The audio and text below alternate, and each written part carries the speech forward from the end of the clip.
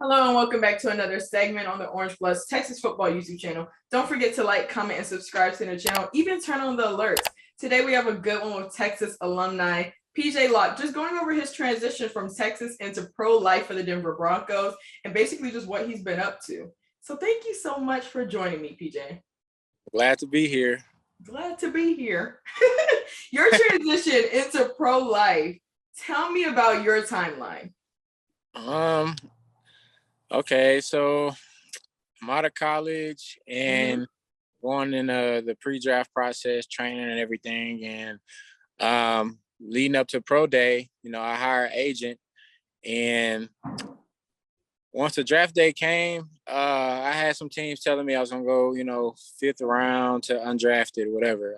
One team specifically was the Chargers and the Dolphins. They're talking about taking me in the fifth round.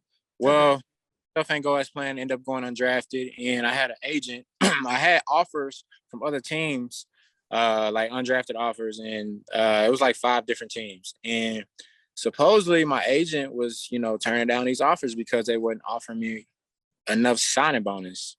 So it was either way it went. Like, he did not discuss the signing bonus with me, and rejecting the offer. I heard from like the grapevines that people that was at my draft party that they overheard him talking. So ended up turning down. He didn't know how to work any kind of magic or whatever. So yeah, I ended up with nothing in hand. And so he tried to call some teams back, and after other teams rejected him with certain type of money, and they was like, well, we all full now. Should have took the offer from the jump. Right. So whatever. Yeah, so I ended up I didn't have anything. So about 4 days later, actually I hit up Vance Bedford, which was DC, Texas, when I was there for 2 years. And he ended up helping me get a contract with the Steelers. So that's how I actually got with the Steelers. It was crazy. So fast forward from that, went to the Steelers. I played as a safety, and they were working me out at safety and everything because, like I said, I played mostly nickel in college. I maybe had a few reps at safety, but strictly nickel.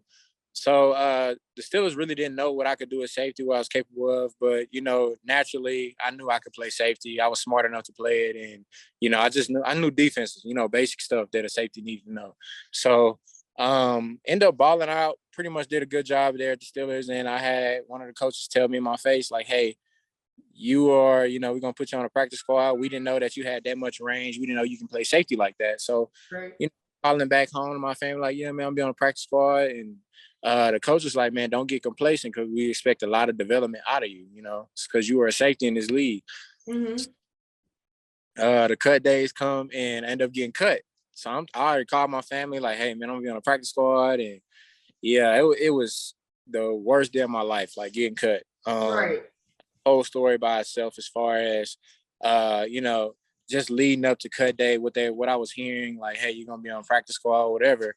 And I just remember going into the facility, some guys are like getting their plane tickets back home, and then some guys are going to sign a practice squad. So I didn't bring anything. Like, I just walked in there with flip-flops, shirts, shorts, and I'm like, okay, I'm about to sign this practice squad contract and going on about my business. So I'm literally like, I was there pretty early, and I was probably the first person there, and I was legit the last person to leave. I'm seeing guys walk out with their plane tickets, and I'm seeing guys that, sign a contract. So the head coach comes up, Mike Tomlin. He was like, man, some stuff is going down. We're trying to see if we have a spot for you. And it looks like we will. So, just hold tight. Probably about an hour later, comes back. He was like, man, like, stuff didn't fall through as we planned. And yeah, we cut you. So obviously you go on waivers, 24 hours, no one picked me up. So I was legit at home for like 3 or 4 months. And just through that time, it was like the worst time of my life, just, I don't know, like, everything flashed before my eyes. You have people telling you like, hey, this call can come tomorrow, it can come next week, come next month. And, just going through like that stress, working out every day and, just waiting on a call, man, it can mess with your mind mentally. Like pretty bad. And like, I probably had like the worst just attitude, towards people. Just like, I was just like in a bad space, and stuff started to clear up a little bit. I started to come into, fruition that, my path would be different. It wouldn't be like everybody else's that you see on a daily basis. My path is going to be different. So stuff started to clear up. I started contact some resources that I had and try to get myself some film and at safety in general. And so end up going to like the XFL. I got drafted to the XFL when that and got drafted to a team called the Tampa Bay Vipers. And this is a crazy story.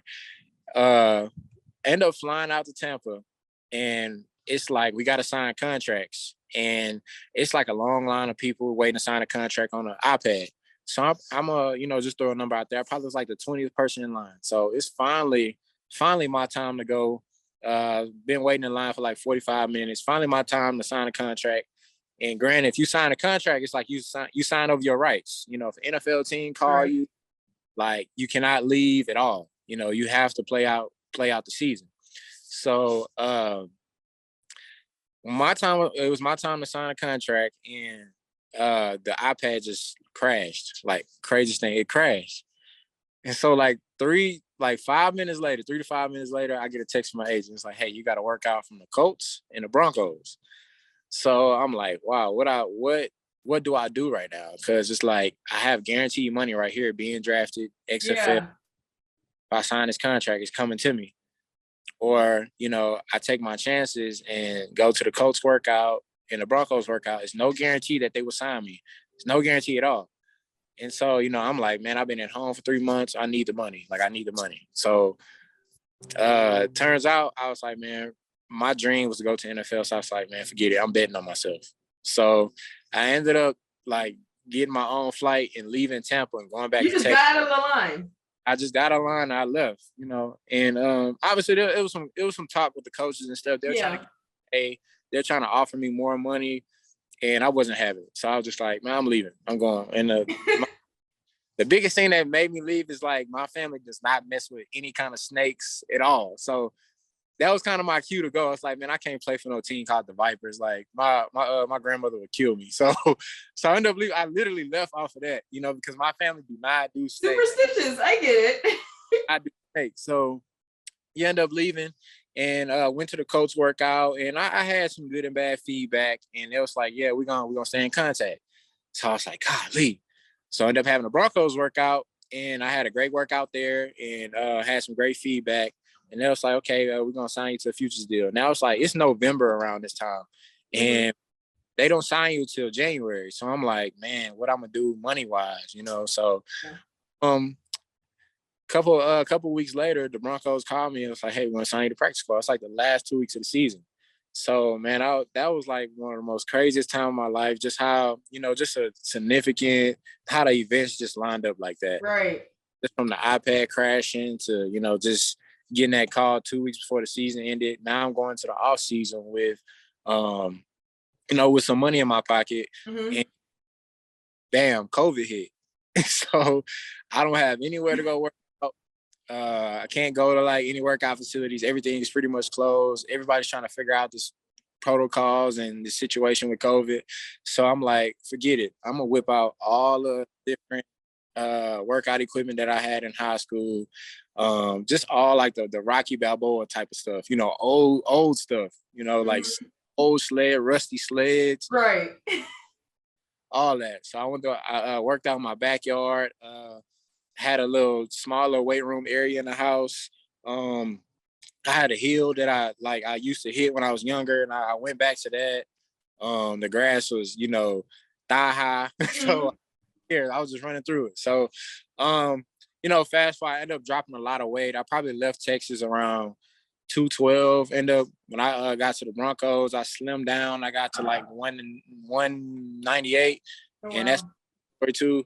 Quandre Diggs is always telling me when I was at Texas, he was like, man, you don't need all that weight. And I was like, well, these guys keep telling me, man, I'm a Big 12 DB and need all the weight. So I was just infatuated with, being super big. So he was always telling me, though, it's like, man, you don't need that weight. You always used to tell me that you don't need it. You just get on my ass about it. So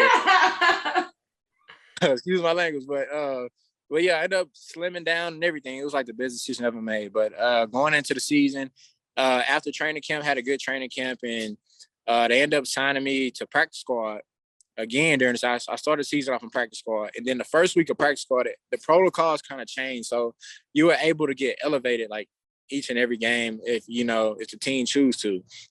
I got elevated the first game, and the second game was playing the Steelers. Obviously, I wanted to play that game because that was an emotional game for me.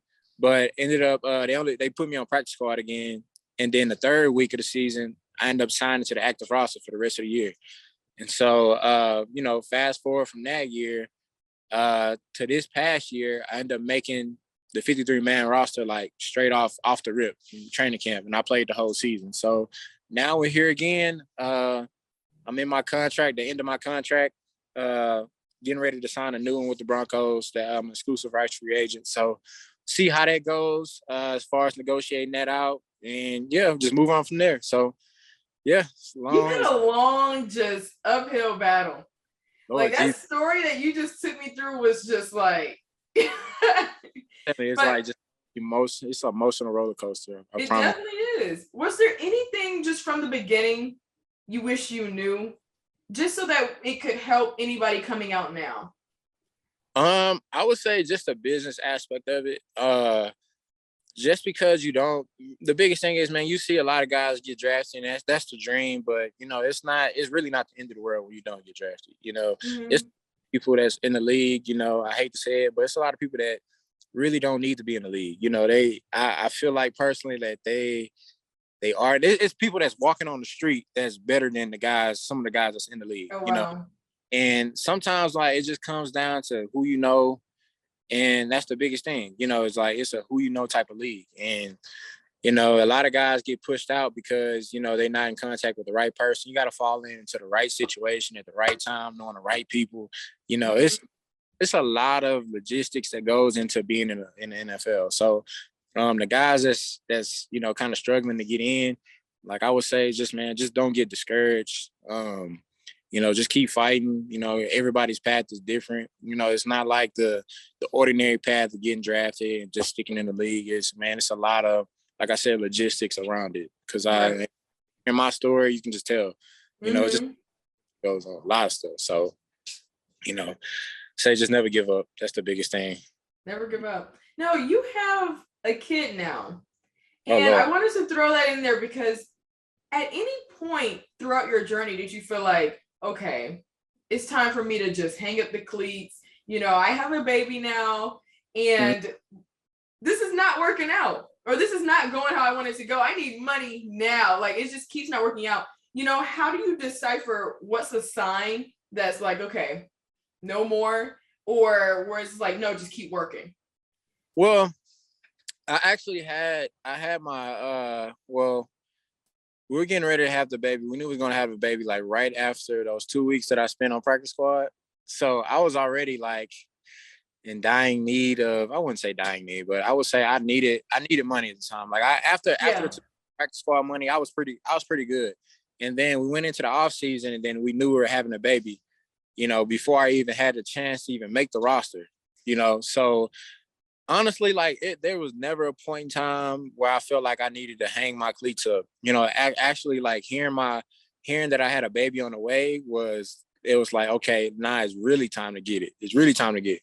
So it wasn't strapping, hanging the cleats up. It was strapping them on tighter.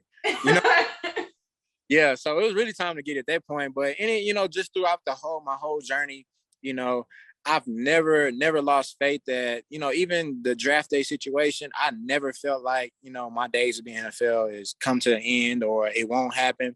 I always had faith. I knew I was going to play in the league, and, like I said, when I had my son, I just knew it was time to strap him up tighter. So, and that's what I did. I went harder. And now I'm getting ready to go harder again this offseason, That's such a great mindset to have, Yeah. Because like I said, a lot of athletes just coming out of college, just based off of, what they've heard from their coaches, what they've heard from agents, they have a bad spell pretty much happen.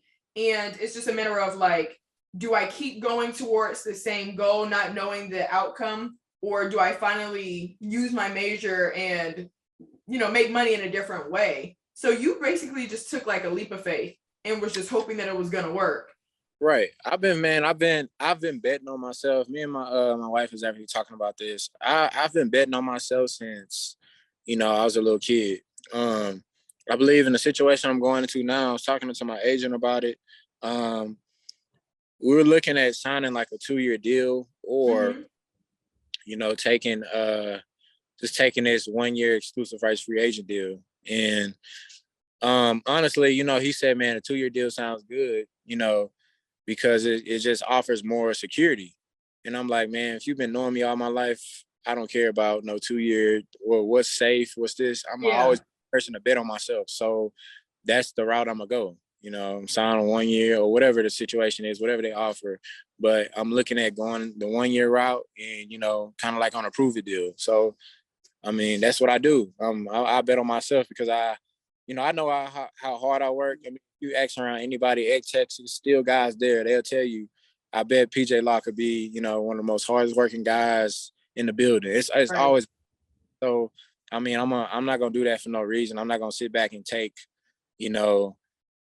something like that's way far that I've, some of the goals that I reached and stuff like that, and sit back and take something that's lesser than that. So. Right. I work so hard for it. So, I mean, I'm a bet on myself every single time, no matter what the circumstances is. So, because I believe in myself, have faith in God, so that's just what it is. Talk about a great mindset to have. Now, going into the Texas team, like I said before we started recording, I have seen a lot of tweets from you just supporting your guys. You were on a team before, and you guys have had, some of not the best seasons, and you guys have had some up seasons. Now, I need to know, just from your pro-life eyes, what were you seeing that was missing from the team this year? That's a tough question. It's kind of like watching the games. I mean, it's stuff that's internally that's probably going on that can carry over to the game. But man, that's really a tough question. I don't know. I don't know if it's like I don't feel that the team is really, they have that camaraderie. You know what I'm saying? I don't think they a tight knit group. And you're not like that, you really don't hold each other accountable. Like, I'm just speaking out of the blue because I don't know what's going on internally over there. I don't know the conversation that they have, but it's just like sometimes when stuff goes on the field like that, you don't hold each other accountable. So I really think the biggest thing is it might be like just the camaraderie around the team. And when you have that, you just always hold each other accountable. You don't let anything slip as far as like a missed job assignment, things like that. All that stuff carries over into the game. And when you're getting beat by, if it's a 1-score game, which I've seen a lot of 1-score games, a lot of, 1 or 2 possession games. And that down to like, when you say you almost there, I hear a lot of that. We almost there. And that comes down, man, that comes down to really camaraderie, man, because they got all the talent in the world over there. All the talent. Yeah. It just comes down to that. And when you're able to have, leaders that hold each other accountable and able to, just make sure guys that, playing at a certain level, playing at a standard, I mean, the sky's the limit. Like I said, man, that's a player that has plenty of talent. We see it all the time. We talk about it all the time. And that's just what it is. Like, as far as like all the other stuff that goes on in the locker room, I have no idea, but I'm just saying the vibe that I feel. Yeah, absolutely. When I interviewed Malcolm Roach not too long ago, he said that exact thing. Obviously, full disclaimers. You don't know what's going on in the inside, and you guys know out of anyone, not to judge from the outside looking in. Right. However, just from watching the games, and like you said, some of these games were just, if they would just, like, it's right there, and they have the talent to do it. Individually, they have the talent to do it, but they all have to work together as a team. And Roach was telling me that he noticed the same thing. So, like, where do you go from here? Like, how do you persevere from a 5-7 record into a new year? Well, I mean, I do have some experience with that because I had two seasons that was like losing seasons, and then you got my year we were bowl eligible. And then my senior year, we were just flat out pretty good. You know, we lost some games here and there that I feel like we should have won. But, you know, we end up still being a 10-win team, which my guy Charlie Strong said that before he left. You know, this group right here, team, and we did. But the transition we made, like I said, we got like super tight. You know, guys like Roach, Brandon Jones, me, Chris Boyd, Devontae Day. We just all became. I'm speaking specifically for the DB room, and then some of the guys like Roach and stuff, because like they always hung around us. Man, we just got like super tight. Like training camp is usually like a terrible time. You know, it's like from sun up to sundown. You got school in between, but man, we made that stuff so fun for 2 years straight. We made it so fun, and like I said, we got so close to where like Chris Boyd could tell me something, and he can tell me the right thing. It just flip a switch in my head. I can tell Chris the right thing. I can tell Rose the right thing. I know what exactly to say to him to get him going. And I can tell him like, hey man, you BSing right now. You BSing, like, we got to pick it up. And I knew the right thing to say. And that just came around, man. We hung around each other all the time. Like, it wasn't a time where you didn't catch us together. You know what I'm saying? And, you know, even after classes, we linked up with each other. You know, it wasn't like we didn't have our phones in our hand and stuff like that. We were, even after classes and stuff, we made sure like we planned to eat lunch together and stuff like that. We had a whole big table. We all together. We joking around and stuff. And like that just created like a relationship, a certain type of relationship between you, to where like I can tell you something, you won't get offended because it's like I know you. You know what I'm saying? I know how you act. So I feel like that right there was the biggest transition. And then on top of that, it's like we had, I would say, I believe Tuesdays were our days off. I really can't remember. My schedule's all messed up right now. Yeah. But I want to say Monday might have been our days off. And that Monday, we got like the DBs, we got together and we watched film together. We watched the upcoming opponent. Like, okay, if we was in this situation, we might make this call. Or, you know, we just put a play up and we're like, okay, we made this call. Okay, what do you have here? You know, what's your job responsibility here? Stuff like that, you know, and just kind of holding each other accountable. And on top of that, like learning your opponent, you know, also learning your own playbook, learning your defensive coordinator. What is your defensive coordinator going to call in a third and short situation, a third and medium situation, a third and long situation? Like all plays a fact. You kind of know your defensive coordinator. I'm speaking from a defensive coordinator perspective because I play defense. But yeah, once you know those type of things, like what you feel like he's going to call, then it's so easy to watch film because you're like, okay, I'm able to put myself in this call and I understand like my job responsibilities in this area. So it's stuff like that. We did all kind of things, like we were together, you know. So absolutely. By the time, you know, we really made that transition, like I said, my junior year, and we were bowl eligible, and then we really kind of like ironed some wrinkles out my senior year, and then we went 10 wins. So our defense wasn't all the best, I would say, you know, just you know, looking from the rankings and stuff. But like I said, we just held and we ended up pulling games out, you know what I'm saying, defensively. Absolutely. I believe like stuff like that just helps them so much. So like I said, going on the locker room, but I feel like that can be something they can do if they're not already doing it. So it's definitely a level of trust, you know, even you saying the way that your teammates were ever able to encourage you into being a better athlete. There needs to be trust for that to happen. If I don't trust you as an athlete, if I don't respect you as a teammate, then that advice is going to go in one ear and out the other. But then are these guys even holding each other accountable? You know, there's really no real way to know. But your opinion on it is, we've heard it before. So I don't think it doesn't go in vain at all. Any plans for the offseason for you? Plans? Right now, just took a DB trip with some of the guys, like 7 of us. We went to Aspen, Colorado. Went to go do some snow activities. Now, plan on taking some trips with the family. Probably go to like Breckenridge, Colorado, a ski trip with them. And then I know it's supposed to go to like to Florida to do like a Christian community trip. Supposed to go listen to some speakers. I think it's real important for guys to, kind of like it's a thing to get your mind right. Just like remember who you are. Just kind of help you become a better person, a better man, and kind of like just get in touch with God. Those kind of things. Connecting the dots with that. So I always think it's important. Like I like to do a lot of reading in the off season.